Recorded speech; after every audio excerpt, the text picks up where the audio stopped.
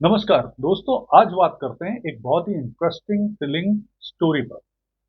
क्या Trump Russian जासूस हैं और वो रशिया के लिए स्पाई करते हैं, जासूसी करते हैं?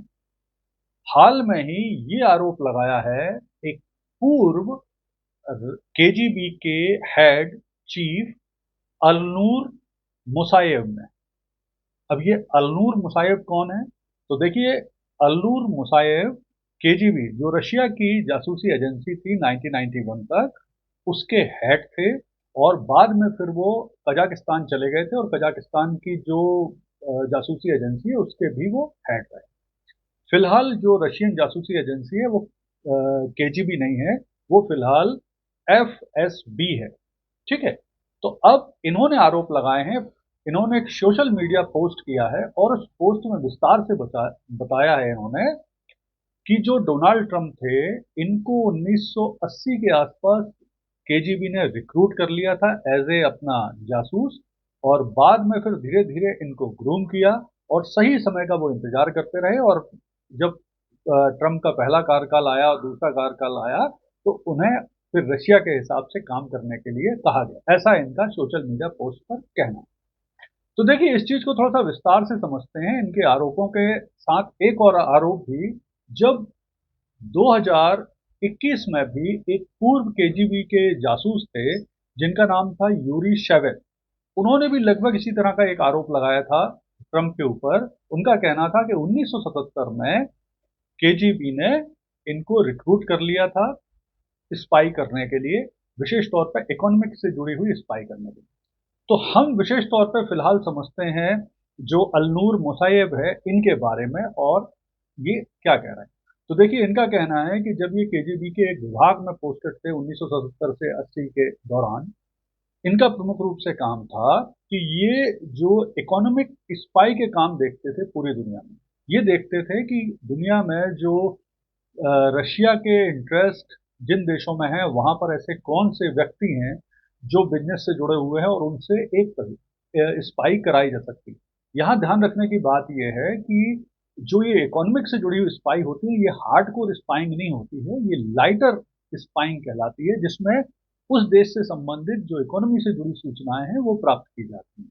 हार्डकोर स्पाई करने के लिए दूसरे तरह के जासूस होते हैं। तो इन्होंने क्या किया, इनका इनके हिसाब से जो ये बताते हैं कि डोनाल्ड ट्रंप को रिक्रूट 77 और 80 के बीच में कर लिया गया। तो यहाँ थोड़ा सा डोनाल्ड ट्रंप की भी बैकग्राउंड को समझते हैं, वो क्या थे। तो देखिए, डोनाल्ड ट्रंप का जन्म 1946 में अमेरिका में हुआ था। और उनके जो पिताजी थे वो रियल एस्टेट के बहुत बड़े डेवलपर थे और उनका बड़ा नाम था। वो न्यूयॉर्क बेस्ड थे। और बाद में जब ट्रंप 1977-80 के दौरान जब 35-40 वर्ष के हो गए, तो जो बिजनेस था वो उनके हाथ में आया और उन्होंने बहुत सारे ऐसे डिसीजन लिए जिसके कारण उनके बिजनेस को बहुत लॉस हुआ। तो ऐसा इन्होंने आरोप लगाया है। जो अलनूर मुसायब हैं उनका कहना है कि जब वो लॉस हुआ उस समय फिर केजीबी ने उनकी मदद की और उन्हें एक एसेट के रूप में धीरे धीरे ग्रूम की। और बाद में जब और ग्रूम करते करते बाद में जब वो राष्ट्रपति बने तो उनसे फिर रूस के हित के हिसाब से काम कराने की कोशिश की। तो यहाँ इन आरोपों के साथ एक चीज को समझना थोड़ा सा जरूरी है। हाँ, यहाँ एक चीज और थोड़ा ध्यान रखिए कि जो केजीबी ने ट्रंप को रिक्रूट किया था उसकी बकायदा एक फाइल बनी थी और फाइल में ट्रंप का एक कोड नेम भी दिया गया है जिसे कहा गया है क्रॉस नोव।